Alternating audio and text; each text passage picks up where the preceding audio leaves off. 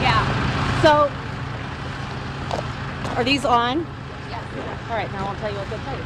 So, Erin is going to be coming down in just a minute. She's putting in some eye drops. The fumes from the chemicals are bothering her. So, Bob is going to talk to you guys first about everything going on, and then we'll have Erin come down for just a minute, okay? She is going to be really tight in her comments, and I'm sorry for that, but she's just not feeling well. She's had so many chemical exposures that this is one of those things that really affects her. So, Bob, I'm going to totally let you introduce yourself, give your spiel, okay, talk about whatever you want to talk about, and then... Yeah, I'll take questions too more than anything else. So I'm the environmental investigator. I've been working with Erin Brockovich for over 25 years now, investigating these cases. Been literally several hundred times across this country on very similar cases. I don't know if you heard my presentation when Erin and I were here the last time. This is very much like a train spill of the similar chemical in upstate New York, and that happened in 1970, and the federal government is still working on the cleanup. The final remediation plan for that cleanup in upstate New York is due August 2024. So that's a real confidence builder when you come to a community like this and you actually have lunch with we just met with a number of families here who've been absolutely devastated. They've had to move their businesses out of town, their homes out of town, their children out of town. And what's been the response? The railroad sent in a cleanup crew that came in with commercial grade organic Lysol, and they disinfected the homes. That's about as pathetic as it gets. The response is absolutely out of control. Nothing is going right in any way, shape, or form. If you look behind me here, they're actually aerating a creek. Where do you think those chemicals are going in an aeration process? They are literally going back up into the air and recontaminating these people. This is not something that happened overnight.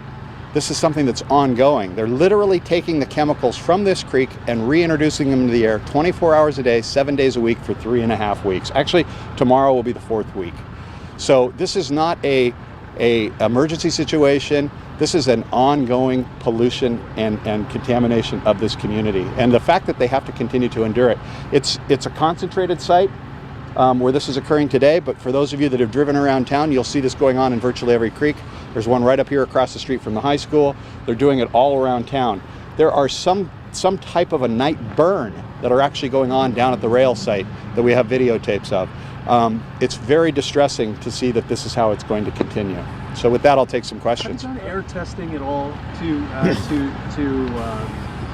document any tangible documentation of what is in the air as a result of the aeration? Okay, so what you're seeing out there, and this goes along the lines of, you know, I got to think of a really good adjective that just, I'm so frustrated I can't come up with one, but it's kind of like they're placating the community, okay? And so these air tests where you see people go in with those little yellow boxes and they do a sniffer, you know, that's not going to detect anything. Those are designed for people entering confined spaces to where the level of chemicals so high you suffocate, okay? Chronic exposure that causes cancer are at very low levels.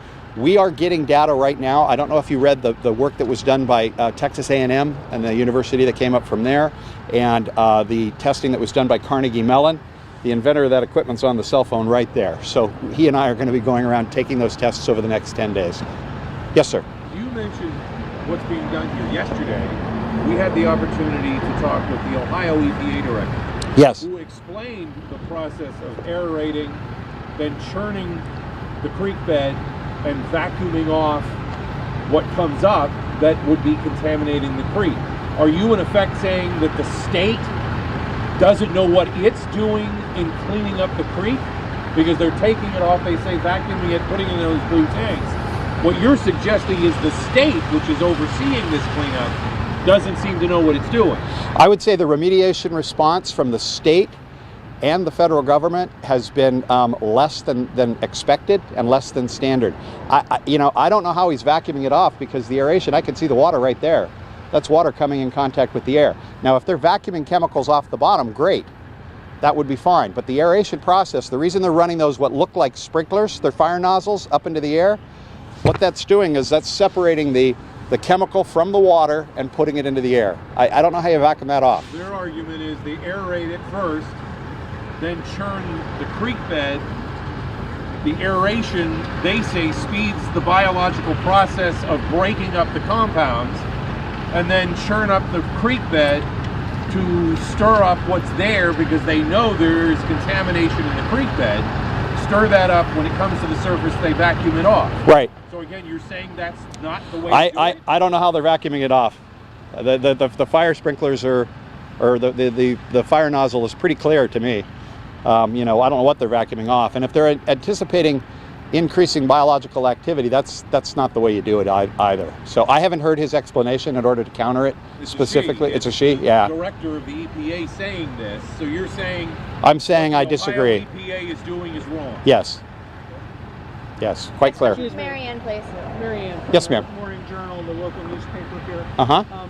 The officials have been saying that the water is safe to drink here in the village. What are you finding? And can you explain a little bit about how you're finding what you're finding? Right. I believe that the community drinking water system is not yet contaminated. Okay. And it will take some time to get there. I do believe that it's going to get there sooner than we anticipated.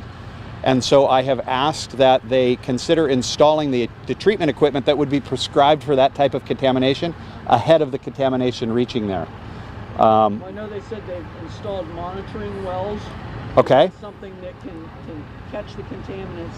It won't catch it, but it'll indicate that it's on its way. Okay.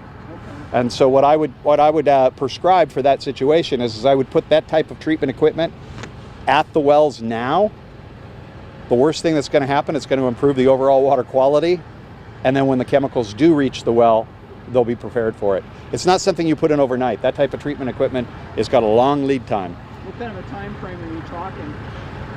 Well, in drinking water treatment in this country right now, there's a lot of competition with the perfluorinated compounds, and so that treatment equipment is the exact same treatment equipment that would be prescribed for here. So right now we're looking at lead times of about 12 months for just the equipment. I mean, as far as how soon the chemicals, contamination. You know, that's something that we're working on.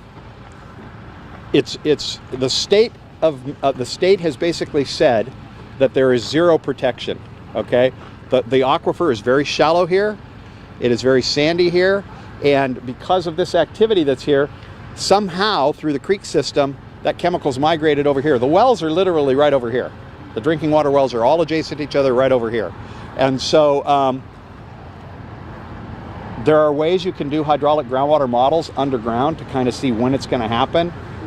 You know, if it had been all isolated over at the spill site, we would have been talking in years. With the creek system here, we're talking months. So if you would not prescribe this solution, what type of solution would you like to see here? What would you like to see happen here? Well, they could do this all internal as opposed to external like they're doing it now.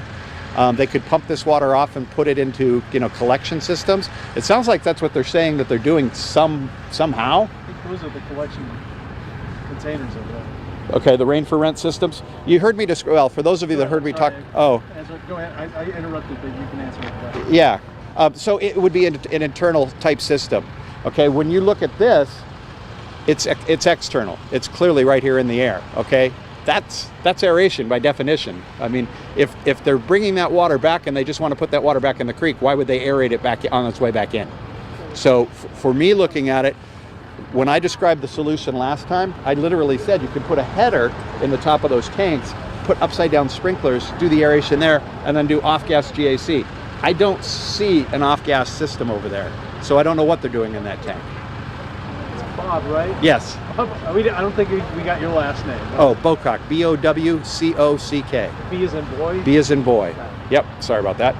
Did that answer your question? So you do it in a contained location.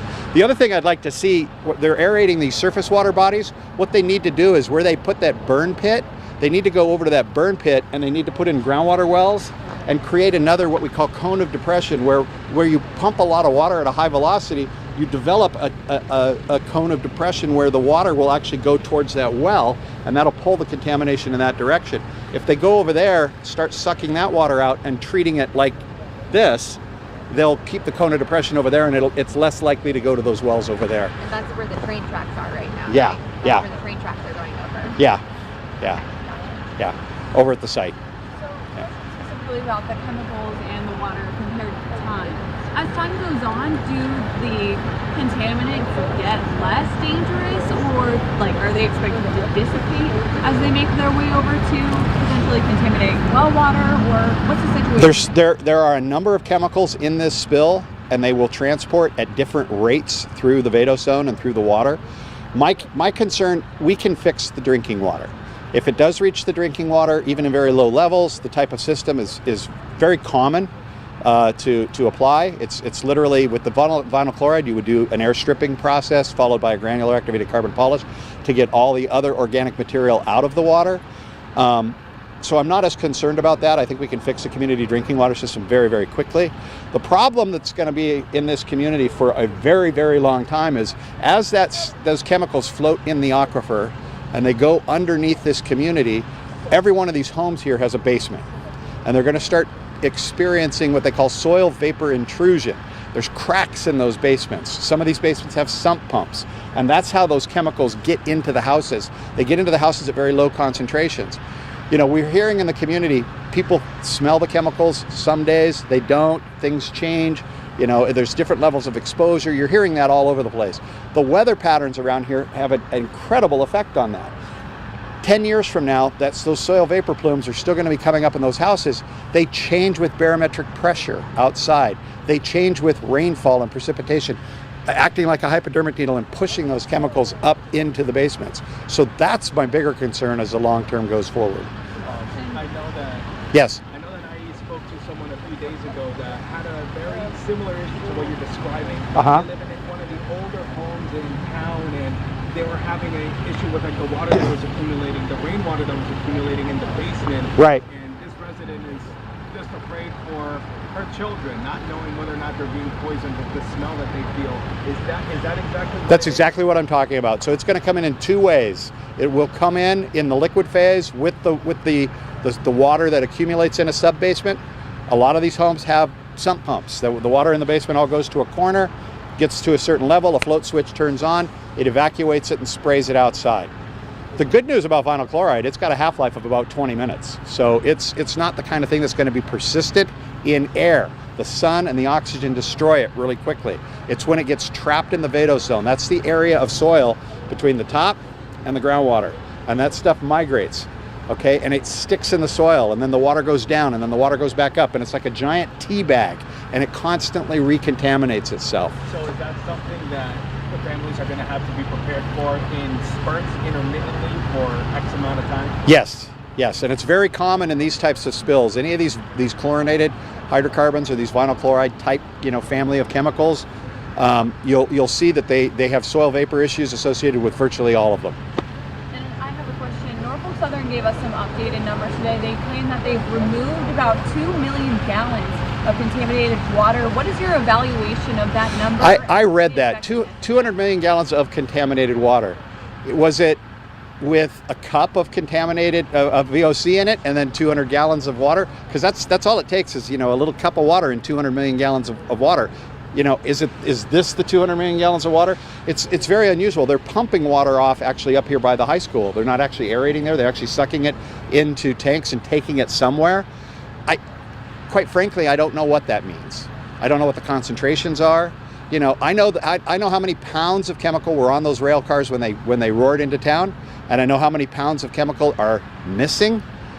So they should be talking about how many pounds of chemical they're taking out of the environment, not 200 million gallons of contaminated water. That doesn't mean anything to me. How important is it that they be transparent with the concentration of that water or performing analysis on that water that they're claiming to pump out? They need to be extremely transparent. As far as I'm concerned, the railroad and the agencies should have a website up right now where every data point that they have is posted immediately. That's what's happening here is A, there's a complete lack of transparency, and B, the activities the activities are basically done in a fashion as if they're like trying to fool the community into complacency. They literally, they sent out somebody, 2 guys with a mask from Home Depot, tanks on their back like they were spraying herbicide, and they went through the house and sprayed organic disinfectant all over the furniture. You don't disinfect vinyl chloride spill. You don't disinfect dioxin. You don't disinfect, any of these chemicals. I can't believe that they would do that. I think it was literally to lull the community into shutting up. And that's what's happening is it's degrading trust. So transparency, put those numbers on a website, get them up. People are going to have a hard time understanding them, what those numbers mean and what they are. But it's no different than the guy that walks into a house with one of those little OSHA sniffers and says, guess what? If you lay down on the floor, you will not suffocate. That tells me nothing, okay? But yet, for those of you that have read the report that came out of Texas A&M and that came out of Carnegie Mellon, they're detecting chemicals, okay? Because they did it right. They did it at the right concentration. Somebody asked about like the water samples over here, okay? You don't collect, I like AECOM. AECOM's a great engineering firm, but they're being criticized pretty heavily about taking these water samples. They didn't take them the right way, okay? You do not extract water samples like that for vinyl chloride testing. The reason? By the time they got the water in the bottle, the chemical was gone, okay? And so there's a way you test for vinyl chloride in water. That was not the way. So the test that you're referring to from Texas A&M and Carnegie Mellon, Carnegie Mellon hasn't published the results of their test yet. I was expecting them yesterday. This is the explanation from Carnegie Mellon, that this is an analysis of existing data from the EPA that Texas A&M analyzed. So that wasn't the results of their own test. Carnegie Mellon hasn't published their test yet. They haven't put their tests out? No, I was expecting it yesterday, and they're delayed because they're looking at such a vast amount of information. They apologize that it's not out yet. Okay. And I will get you the name of Heinz's piece of equipment too, because they did bring that piece of equipment here, yes. And I have seen those numbers. Yeah, and I've been in touch pretty much daily with the professor who reads that. Oh, so you know what I'm talking about. Good. And, it's weird. There's a lot of secrecy about it, right? But he said it's a lot of data, and they're being very, very careful about about getting this together and publishing it. So, right. So it's not out yet. Yeah.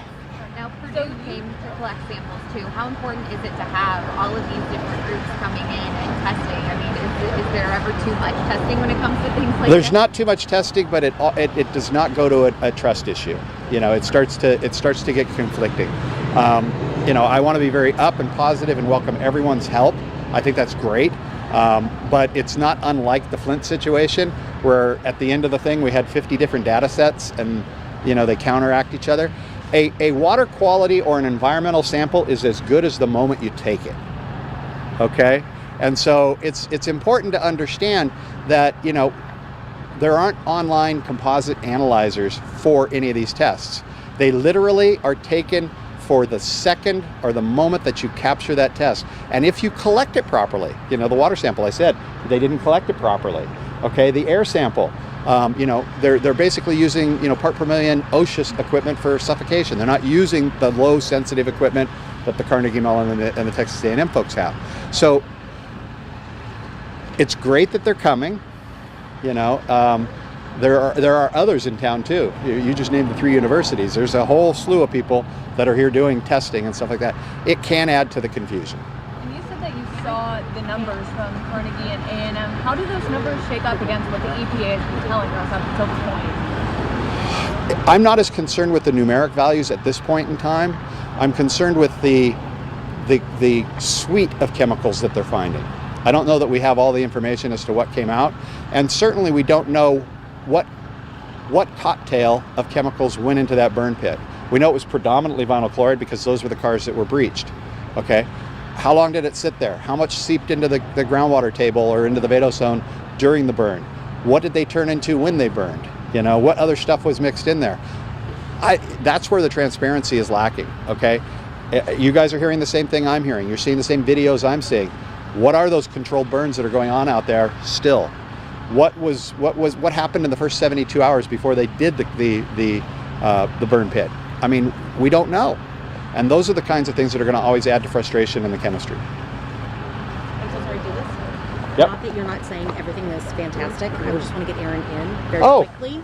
Please, I would just do a stand-in. Erin.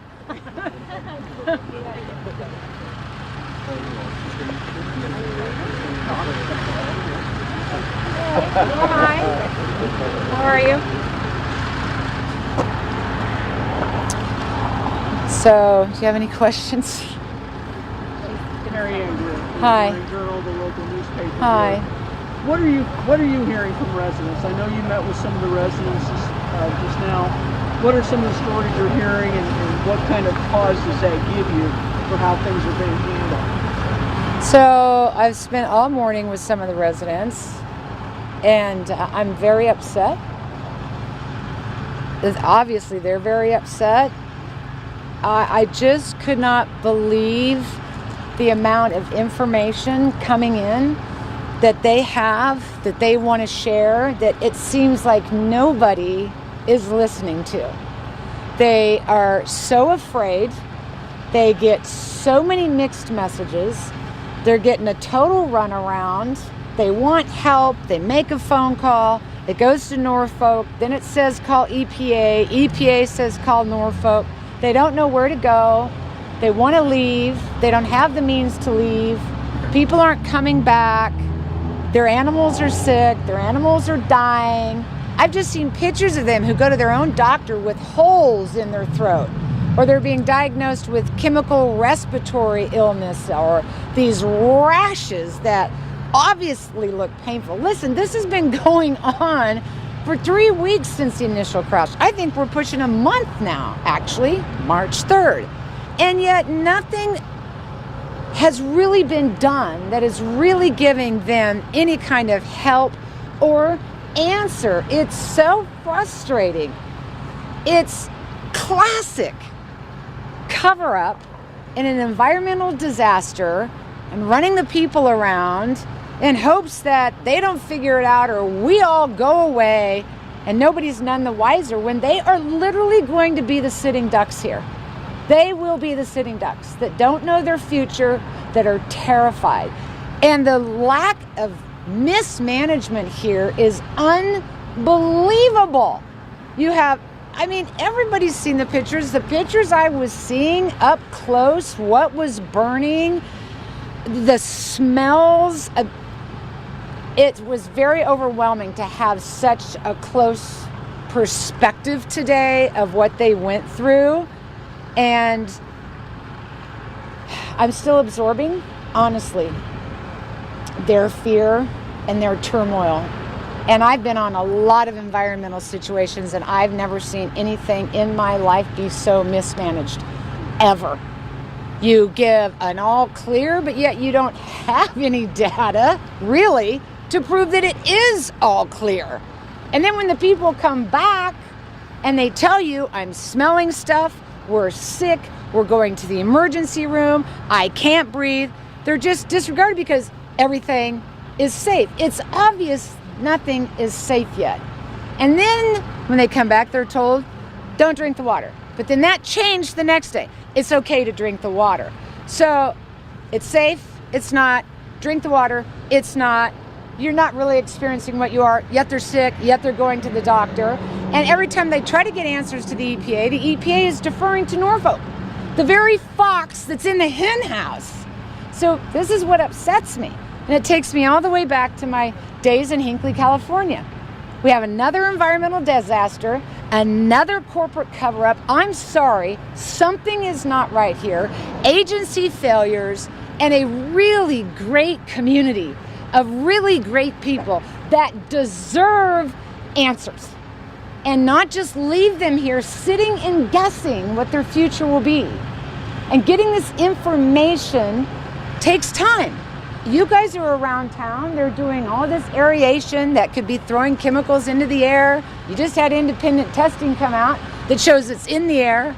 And then EPA Director Regan says yesterday, maybe you should keep the kids away from there. Well, maybe you should have told us that 3 weeks ago because they've already been down here.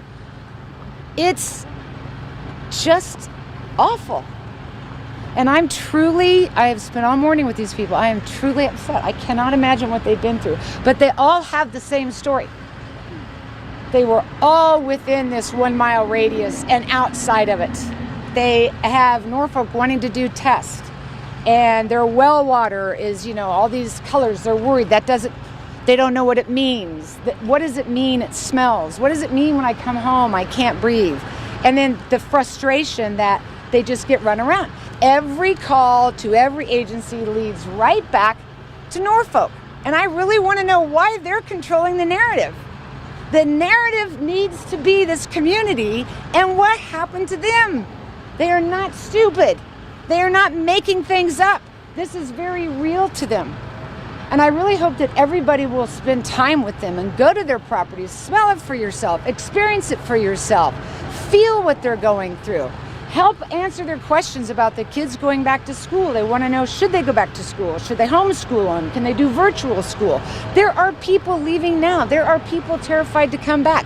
And they're sick. I can't say it on camera, so I'm just not going to do it. I am sickened. Knowing your experience years ago. 30 years ago, that's fine. You can date me, 30 years. Been a long time. You're coming here, your experts are here, other experts are here, the state is here telling us what they're doing. We know there are a multitude of federal class action lawsuits being pursued. You are affiliated with some of that, from what we're hearing. How do we know, despite and with respect to all of the experience, that this isn't you trying to convince these folks or whomever that you should be suing Norfolk with us? That this isn't trolling for clients in behalf of whoever you're with? Sure. That's an actually very fair question, and I understand that. And I think over 30 years, these situations don't happen, and you think the lawyers aren't going to show up. Oh, you bet they're going to show up.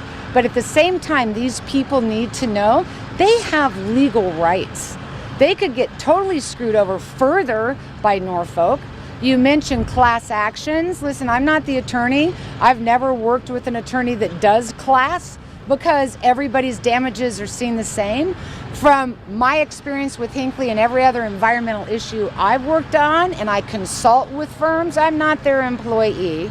I'm not making a bunch of money out of this. These attorneys get upset with each other because they might be missing out on some money, but it's not going to affect me. And by the way, all the money in the world doesn't change anything for these people. Nothing. They've already lost everything. And their future. You really? So what, you're going to have a lawsuit? Yes, the money helps, and I want people to understand that so they can get out of here, because many of them can't afford to do that. I would understand that people might think that I'm that. I've been called that. But after 30 years, I've really shown myself I'm not here for that reason. I'm here for these people. I'm a resident, 8 houses away from ground zero, and we need all the attention. This is Scott. And I told you in the very beginning, you guys really need to hear from these people. We ran. So what is our landlord going to think of us? What are we going to do? Here, come on up. I mean, I'm out looking for attorneys to go, hey, I need money. No. We just want answers. Just answers. All the citizens here of East Palestine need answers. And we're not getting them. What is your name, sir? Scott McAleer, McAleer. And not one senator, governor, EPA, or Norfolk come down our streets. We're just hearing it through you guys and social media. Conflicting stories. We want answers, that's all. They haven't come to your house? No, not one. Door-to-door stop at your house? Not one. Not even a pamphlet. They're doing it all out here, but you know what? Not at the zone. And that's wrong. So please explain to them to come to our street. My daughter has a rash around her neck, upper cheeks. Call 800 number, call this number, call that number. No good. And everyone's hired by Norfolk Southern. Right. So And my daughter's... how does that help us? My daughter's, hey, she's disability, autistic, Down syndrome. I'm not bringing her out into this media show to take her to my my primary. I want them to come to me, but they're not. And it's not fair. Not fair. So I'd rather have everybody here, but you know, I want the answers, that's all. And we're not getting them. Everybody wants Everybody the wants answers. them. I'm raising 3 granddaughters. They've had rashes. They've been. I'm sorry. I'm raising 3 granddaughters. They've had rashes. They've been sick. Giovanni's daughter has been sick after going to school, and they're trying to force us back into our homes and go to school and say it's all right, but the kids are sick, and I will not tolerate that. We need answers, and we got to get these kids healthy, and if not, get out of town. What is your name, sir? Greg Masher, M-A-S-C-H-E-R. Were you guys all inside the restaurant with Erin and the others? Yes, yeah. Yeah, And there was and she wasn't promotion attorneys. She was just gathering information that we're not getting answers to. So we want her to speak up like we are now to get answers. That's it. She's getting our word out there. We just sat around and talked for a while, and it was awesome. I mean, it's just like talking to a friend, and she's not promoting nothing, and we just want to get this taken care of. We want Norfolk Southern to pay and get this done. We love this town. None of us want to leave. I don't want to leave. I've lived here my whole life. This is a 3rd train wreck that I've seen in my lifetime in this town, and it's the worst, and we want to get this done. Let me ask you this. We talked about, and in fact, Erin mentioned conflicting messages. And so, I mean, we hear what's being said on what's being said on social media. We hear what's being said by the governor on a daily daily news release with the EPA and federal and state EPA are saying, whose information do you trust? I don't trust anybody's right now. None of us know. I've lost 15 pounds because I'm up every night worrying about my granddaughters. Like, what am I exposing them to something that's going to hurt them down the line? I'm 61, I'm not worried about myself, but I worry about them. They're my responsibility, and we got to get answers. I'm more or less so worried about who's supervising Norfolk Southern. I mean, it's supposed to be the EPA, but when the decisions were made to put a big hole in our town and dump oil in it and whatever else it was, because we really have no idea what it was, whose decision was that? Was Governor DeWine there to ask any questions as to, is this really the best idea? Or was it just Norfolk Southern making all the calls and people just agreeing like puppets? We're not puppets, we're people. We live here. We have families, we have businesses. I have multiple rental properties here, people that I care about. It's not acceptable. What is your name? Sorry. Giovanni Irizarry. You don't need to spell that, please. Spell it? Giovanni. First name, last name, Irizarry. I-R-I-Z as in zebra, A-R-R-Y. And how long have you been here, and do you want to stay? I mean, I've been here since 2018. Honestly, I didn't think much of the community until I got to know people. I mean, I come from like the Youngstown area. It's a little bit busier, a little bit crazier, a little more hectic, a little more something to do. I mean, you come here and it's nice and peaceful and quiet. So until you get out of your shell and meet other people where they are, that's how you meet people like these guys. I just met this gentleman today. I met her today. I know Greg. He's taught my daughter basketball. I mean, it's not just a small hick town where people don't make money, because there's a lot of successful people here that own properties and own assets. And the way they portrayed us on the news in the very beginning, which took like a week, by the way, because we were all hashtagging all of you guys and all the government officials. I mean, it's just crazy. Like, we're not in a third world country. We're in the United States of America. This is sad, very sad. You bring up a point that you're concerned a lot of the people doing the work are hired by Norfolk Southern. Yeah. At the same time, everybody, you four, your U.S. senators and everyone else are saying Norfolk Southern has to pay for all this. So how do you balance making them pay and then not trusting them when they hire people to do the job? So when this all first started, I hired someone to clean my house. And when I went down there for reimbursement, I was denied reimbursement because I didn't use who they contracted. Shouldn't it be my choice, the people's choice? We're in the United States. They should pay. Is it hard to cut a check for a different business other than the one you want me to go to? Come on, it's not hard. I write checks all the time. It's not hard, you know that. The people that you've met since you've been here since 2018 and you've gotten to know, has it been, as some people mentioned, that they've already moved out? And how is that affecting? Yeah, there's a lot of people actually that won't come home, and houses are going up for sale. And I mean, I'd imagine some people would move in because it's cheaper real estate. I mean, I don't know.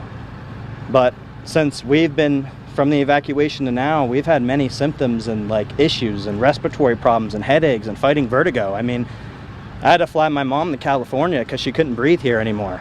I mean, that's not something I need to do. That messes up my whole 10-year plan that I have going on as a 31-year-old person. You know, self-employed, halfway retired. That messes up a lot of things for people. All of this, and no accountability. We're all trying to come together. Thank God we have Erin, because she does help us like try to figure things out that we are bringing to the table to her. And like we all have different pieces of information based off of the derailment, you know what I mean, that we're able to kind of piece together as citizens. But why do we have to do that? Where's the EPA? Why aren't they working for us? That's the Why question. are they gathering information from the citizens? So we need an outsider. But when we ask questions, they're directed not to tell us anything. Right. So we're supposed to feel safe. We're supposed to feel like they're working for us. It's all bullcrap. You guys know this. Yeah, they're the puppets on the string. Have you gone to the EPA's new community center? Why? To get a pamphlet to say, hey, call this number. Hey, get online. Go. So they're not taking any information from you? No. The information they do give is kind of like lies. You mentioned earlier about misinformation. You know, like different information coming out. It went from 4,032 cubic yards of soil. Now it's down to like 3,000. You know, that contaminant soil at ground zero. How do those numbers compel each other? Like, who is holding them accountable? We don't live in a third world country. This shouldn't be this hard. Clean it up. You made a mistake, clean it up. You didn't make one mistake, you made two. You wrecked into us and then you blew us up. Clean it up. I went down there Monday between the bar and the gas station. There's a pile of contaminated soil covered up. Why? Why ain't it in somewhere and out of here already? Why are those lids open if they're vacuuming up bad water? Anyone see that? Questions. Anyone notice that? Not answers. Those lids are wide open for everyone to consume. But we're told everything's fine and everything's in order. It's not in order, guys. You know this. Come on. We're just political little pawns here. That's all. We're at a stalemate. But that's all we're getting. Numbers. It's a shit show. Oh, it is a circus, just like they had the town hall meeting. People yelling over people. We couldn't get answers because people kept yelling. But hey, I'm just a little pissant, little town, you know, with no answers. Worried about my future and my stepkid's future and my fiance. So it's, come on, really. But anyway, I mean, I appreciate it. Yeah, it's only me up here. That's who you should be talking to, the citizens. Reach out to people on Alice Street, Taggart Street, South Market Street. They're the people you need to hear from, not your politicians. There's your story. The people are the citizens of East Palestine, not the mayor, the governor, the senators, which they're a crock of shit. They're in meetings, but we don't take president. We're the constituents. 90% of the votes come out of here for Vance. But, you know, I appreciate, you know, Johnson for being here every day and taking control of the situation. But everything else, need to talk to the people of East Palestine. Not these conference meetings and just getting stories. Get our stories, not their stories. Please. And thanks for the tough questions, because I did physically walk over to the tanks and see the hatches are open on all of them, and they're not vacuuming anything off, and then I retraced the pipes. So it was, don't trust anyone, including me, because I didn't trust myself, and I went down there and looked, and the lids are open on all four of those tanks. So really, they're not even in service. There you have it. All right, everyone, thank you so much for coming. I know we ran a little bit long. Thank you to Erin for spending a lot of time with us. We are going to, I know Bob is going to go over and look at some stuff over here. I do think Erin needs to go, but I'll see what we can we can do a walk and talk type thing. But now would be a good time too.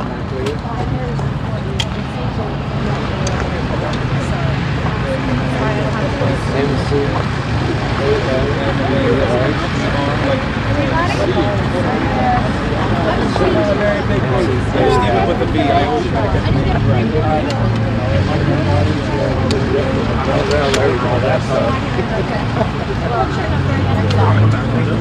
Well, having me the mic. 5944. 5944. I think we talked before. We have talked. I remember the park. I remember that. Yes. That's all right. Scott. Here. You text me, we're going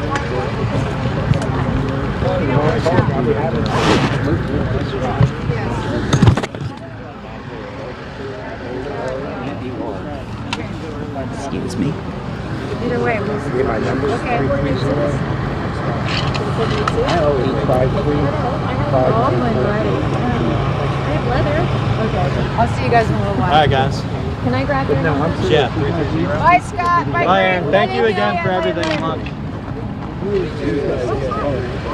I don't mean to.